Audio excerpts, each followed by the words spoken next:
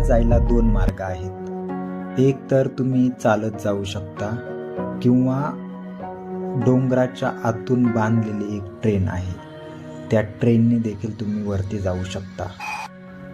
पर्वतावर जाण्यासाठी बोगद्यातून ही train 850 metre आतमध्ये घेऊन जाते आणि त्याच्यानंतर वरती जाण्यासाठी 1040 मीटर अंतराचा डोंगराच्या आतून जो बोगदा आहे त्या बोगद्यातून ही ट्रेन वरती निघते. जगातल्या अशा अद्भुत ट्रेनचा प्रवास आपण करणार आहोत, परंतु तो येता वेळी. जाताना मात्र आपण या पर्वतावरती चालत जाणार आहोत. नॉर्वेतील विद्यार्थ्यांसोबतच स्वित्झर्लंड, घाना, इंडिया अशा वेगवेगळ्या देशांचे विद्यार्थी देखील आपल्या सोबत आहेत.